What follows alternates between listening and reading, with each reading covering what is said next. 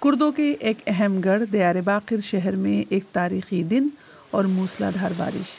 موسم کی وجہ سے سڑکیں بالکل خالی ہیں. ویسے بھی یہاں کوئی جشن یا تقریبات متوقع نہیں تھی. چائے کی اس دکان میں بارش سے پناہ لیے بعض لوگ اس بات پر بحث کر رہے ہیں کہ PKK کے ہتھیار ڈالنے سے کردوں کو کیا حاصل ہوگا.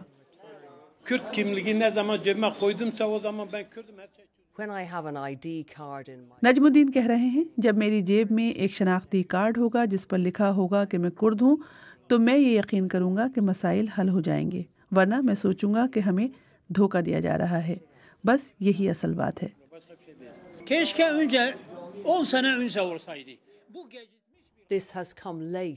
محمد کہتے ہیں یہ دیر سے ہوا ہے، کاش یہ 10 سال پہلے ہوا ہوتا، لیکن جو بھی اس خوریزی کو روک سکے گا میں اسے سلام کرتا ہوں، چاہے وہ کسی بھی طرف سے ہو.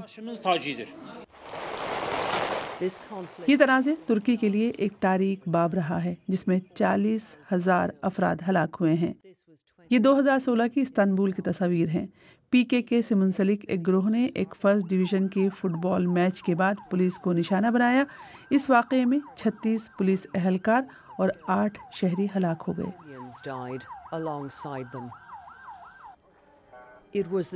یہ PKK کے بانی عبداللہ اورجلان تھے جنہوں نے گروپ سے ہتھیار ڈالنے کا مطالبہ کیا تھا.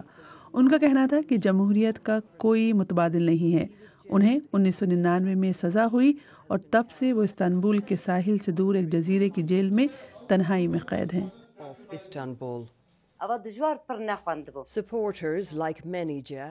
اورجلان کی حامی منیجا ان کی رہائی کا مطالبہ کرتی ہیں. یہ منیجا کے بیٹے ہیں. دونوں 17 سال کی عمر سے PKK کے جنگجو ہیں. زندان 2022 میں مارے گئے تھے. برہادان اب بھی سرگرم ہیں. منیجا کو امید ہے کہ ان کا بیٹا اب گھر آ سکتا ہے. میں چاہتی ہوں کہ میرا بیٹا گھر آئے اور مجھے گلے لگائے. میں 6 سال سے اس کی منتظر ہوں. میری طرح ہزاروں مائیں ہیں. میں امن اور مفاہمت چاہتی ہوں اور اپنے بچوں کو واپس لانا چاہتی ہوں. وہ کہتی ہیں کہ تمام فریقین کی مائیں امن چاہتی ہیں. جہاں تک مستقبل کی بات ہے وہ صرف اورجلان پر بھروسہ کرتی ہیں، ترک حکومت پر نہیں. PKK کی جانب سے جنگ ختم کرنے کے اعلان کے موقع پر بعض افراد یہاں تنظیم کے ایک جنگجو کو خراج عقیدت پیش کرنے کے لیے جمع ہوئے ہیں. یہ جنگجو 2022 میں ایک ترک فضائی حملے میں ہلاک ہوئے تھے، لیکن ان کے خاندان کو اب پتہ چلا ہے.